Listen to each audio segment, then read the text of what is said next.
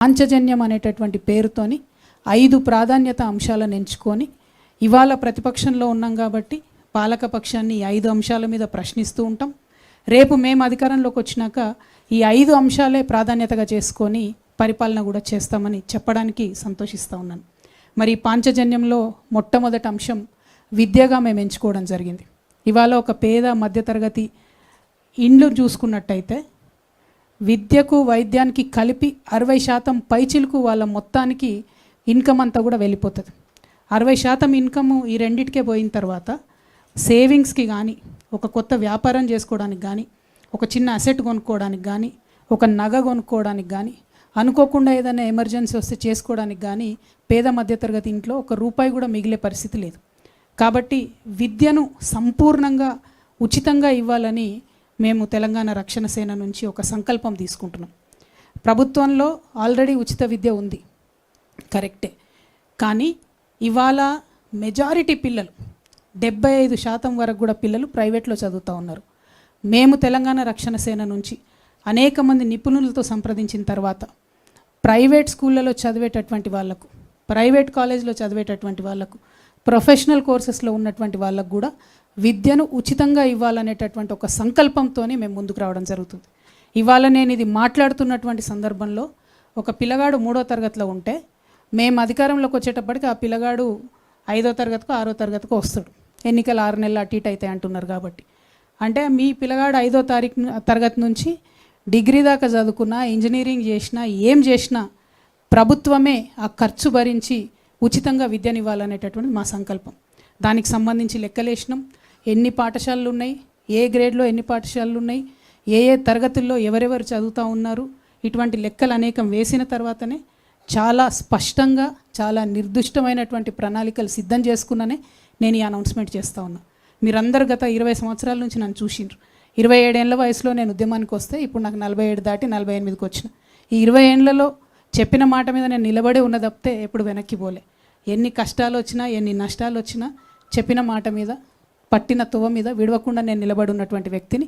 కాబట్టి నేను ముఖ్యంగా మా అక్క చెల్లెలకు, తెలంగాణ వ్యాప్తంగా ఉన్న అక్క చెల్లెలకు మాటిస్తున్నా, ఉచిత విద్య ప్రైవేట్ స్కూల్లో చదువుకున్నా సరే, మీ పిల్లగాడు డాక్టర్ చదువుకున్నా సరే, ఇంజనీర్ చదువుకున్నా సరే, రాకెట్ సైంటిస్ట్ అయినా సరే, వారిని చదివించే బాధ్యత తెలంగాణ ప్రభుత్వం తీసుకుంటుంది. తెలంగాణ రక్షణ సేన అది సాధించి తీరుతుంది. మీ జేబులకెళ్ళి ఒక్క రూపాయి ఖర్చు లేకుండా చేసి నేను చూపిస్తాను. రెండవది వైద్యం. ఇవాళ ఆరోగ్యశ్రీలో 10 లక్షల వరకు ఇస్తూ ఉన్నారు వైద్యానికి సంబంధించి. అంతకుముందు వైఎస్ రాజశేఖర రెడ్డి గారు ఈ పథకం పెట్టినప్పుడు 2 లక్షల రూపాయలు ఇస్తామంటే అసలు సాధ్యమవుతుందా, ఎట్లా ఇస్తారు అని మాట్లాడారు. ఆ 2 లక్షలు పోయి మరి ఇలా 10 లక్షల వరకు ఇస్తుంటే ఎట్లా సాధ్యమవుతుందని అడుగుతలేరు. కానీ ఇంకొంచెం మనసు పెట్టి ఆలోచన చేస్తే ఇవాళ క్యాన్సర్ జ్వరం వచ్చినట్టు వస్తుంది, కానీ క్యాన్సర్ క్రోసిన్ వేసుకుంటే పోదు మరి. కాబట్టి క్యాన్సర్కి కావాల్సినటువంటి ట్రీట్మెంట్ ఏదైతే ఉంటుందో 10 lakhs, 15 lakhs, 20 lakhs, 25 lakhs ఎంత బాధగా ఉంటుందండి. కండ్ల ముంగట ఇంటి మనిషి చనిపోతుంటే ఆ వైద్యానికి డబ్బులు ఇవ్వలేనటువంటి వాళ్ళు చాలామంది ఉన్నారు. నిన్నగాక మొన్న గద్వాల్లో ఒక ఎగ్జాంపుల్ చూసినాం.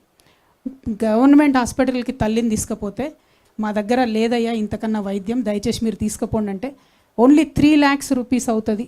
తెలిసి కూడా ఎక్కడికి తీసుకుపోదాము, ఎట్లా తీసుకుపోదాము, ఆడికి తీసుకుపోయినాక 3 లక్షలు అంటారు, చేర్చినాక 15 లక్షలు అంటారు. మా పరిస్థితి ఏందని తల్లిని పోన్లే బతికింది కదా ఉన్నన్నాళ్ళని సర్ది పెట్టుకునే పరిస్థితి ఇవ్వాలని కూడా తెలంగాణ రాష్ట్రంలో ఉన్నది. అంటే ప్రపంచమంతానేమో లైఫ్ స్పాన్ పెరుగుతుంది, 90 years 95 years బతుకుతారు. తెలంగాణ వాళ్ళం ఎందుకు కాంప్రమైజ్ కావాలి? నిన్న మొన్న నేను ఈ పార్టీ ప్రకటన చేసినప్పుడు ఈ మాట మాట్లాడితే కొంతమంది విమర్శ చేశారు. ఎట్లా సాధ్యమవుతుంది అంటే, ఫ్రీ మీల్స్ పెట్టాలని ఆనాడు అనుకున్నప్పుడు సాధ్యమవుతుంది అనుకోలే. స్కూళ్ళల్లో సాధ్యమైంది. ఇలా దేశమంతా అదే పనిచేస్తుంది. ఆనాడు ఆరోగ్యశ్రీలో 2 లక్షలు ఇస్తామనుకున్నప్పుడు సాధ్యం కాదనుకున్నారు, సాధ్యమైంది. ఇలా అనేక రాష్ట్రాలు ఫాలో అవుతున్నాయి. ఖచ్చితంగా ఉచిత వైద్యం ఎన్ని లక్షలు ఖర్చు అయినా సరే తెలంగాణ బిడ్డల ప్రాణాలు కాపాడుకోవడానికి ఖచ్చితంగా మా ప్రభుత్వం వస్తుంది. దాంట్లో ఏ కార్పొరేట్ హాస్పిటల్లో తెలంగాణ వ్యాప్తంగా ఉన్న వైద్యం చేయించుకున్నా, ఎంత పెద్ద రోగమైనా, ఎంత ఖర్చు అయినా మీ జేబులకెళ్ళి రూపాయి పడకుండా తెలంగాణ రక్షణ సేన ప్రభుత్వం ఖచ్చితంగా సాధించి తీరుతుంది. ఈ 2 మా పాంచజన్యంలో మొదటి అంశాలు. మూడవది వ్యవసాయం, చాలా ప్రాధాన్యమైనటువంటి అంశం. మా జెండాలో ఉన్న గ్రీన్ రంగు కూడా మా రైతన్నుల కోసమే, పర్యావరణం కోసమే. రైతన్నలు లేకపోతే ఎవరికి కూడా 2 బుక్కలు అన్నం తినే పరిస్థితి ఉండదు. కాబట్టి మీకు చేతులెత్తి మొక్కుతూ మీ యొక్క సంక్షేమం కోసం, సంక్షేమంతో పాటు మీ యొక్క గౌరవం కోసం, ఆత్మగౌరవం కోసం నేను ఒక ఆడబిడ్డగా తెలంగాణ రక్షణ సేన నుంచి అన్ని రకాల ఏర్పాట్లు చేయడం జరుగుతుంది. ప్రత్యేకించి ప్రభుత్వంలో మీరు ఏ కార్యాలయానికి పోయినా ఎక్కడికి పోయినా మీకు పిలిచి పీట వేసి కూర్చోబెట్టి గౌరవించి మీ సమస్య తీర్చి పంపాలి. ఇవాళ ఏం జరుగుతుంది? 25 రోజుల నుంచి కళ్ళాల కాడ వడ్లు పోసుకొని కళ్ళాల కాడ మక్కలు పోసుకొని 45 డిగ్రీల ఎండల ఎదురు చూస్తూ ఉన్నారు. ఏ టీవీ ఛానల్ తిప్పి చూసినా కళ్ళాల కాడ ఉన్న రైతుల సమస్యలే కనబడుతున్నాయి. ఎందుకు మరి? ఎందుకు ప్రొక్యూర్ చేయలేకపోతున్నాం? ఎందుకు ప్రొక్యూర్ మీరు చెప్పిందే కదా, ప్రభుత్వాలు ప్రొక్యూర్ చేస్తామని చెప్పిందే కదా. లేదంటే రైతు సంగతి ఏదో రైతు చూసుకుంటాడు. అక్కడ కేంద్ర ప్రభుత్వం ఏమో ఎంఎస్పి పెంచదు, ఇక్కడ రాష్ట్ర ప్రభుత్వం ఏమో కొనుగోలు కేంద్రాలను తెరవదు. కొనుగోలు కేంద్రాలు తెరవమని 25 రోజుల నుంచి ధర్నాలు దీక్షలు చేసే పరిస్థితి రాష్ట్రంలో ఉన్నది.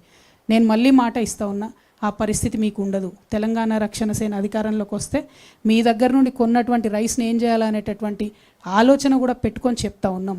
రైస్ని ఎక్స్పోర్ట్ చేసేటటువంటి పరిస్థితి ఉంది. ప్రభుత్వాలు ముందడుగు వేస్తలేరు. ఒక కార్పొరేషన్ పెట్టండి, ఎక్స్పోర్ట్ చేయండి, లైసెన్స్ తీసుకోండి, దాన్ని ఏమైనా వాల్యూ యాడ్ చేయండి.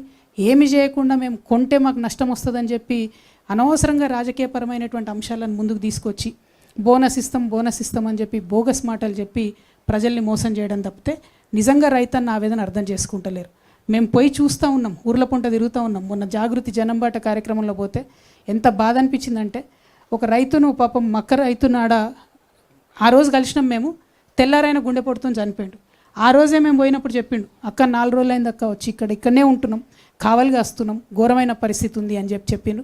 తెల్లారి అదే రైతు అదే కుప్ప మీద కూలి చనిపోతే నిజంగా నాకైతే ఇప్పటికి కూడా షివరింగ్ వస్తుంది అది తలుచుకుంటే కూడా. అంటే ఒక ప్రాణం అంటే మనకు ఎంత విలువ లేకుండా పోయిందంటే, ఎక్కువ మంది ఉన్నాం మనం, 140 కోట్ల మంది ఉన్నాం కాబట్టి ఒక రైతు చచ్చిపోతే ఒక చిన్న సింగిల్ కాలం వార్త అయిపోయినని తప్పితే నిజంగా ఎవరు స్పందించే పరిస్థితి లేదు. కానీ నేను స్పందించాలనుకుంటున్నాను, ఎందుకంటే జీవితం విలువ నాకు నేర్పింది. జీవితంలో నేను పడ్డ కష్టాలు, ఒక మనిషి జీవితం ఎంత విలువైనది అన్నది నాకు నేర్పింది. కాబట్టి ఒక సంకల్పంతో, ఒక సీరియస్ కమిట్మెంట్తో నేను వచ్చిన మా రైతన్నలకు నేను మాట ఇస్తూ ఉన్నా, మీకు గౌరవం దక్కాల్సిందే. దానికోసం అన్ని ఏర్పాట్లు మా ప్రభుత్వంలో చేస్తాం. అదేవిధంగా మీ సంక్షేమానికి సంబంధించి కొనుగోలు కేంద్రాలు కావచ్చు, మీకు రావాల్సినటువంటి ఎరువులు టైంకి రావడం కావచ్చు, ప్రతి ఒక్క అంశంలో కూడా మీతో పాటు కలిసి నడుస్తామని చెప్పి నేను మాట ఇస్తూ ఉన్నాను.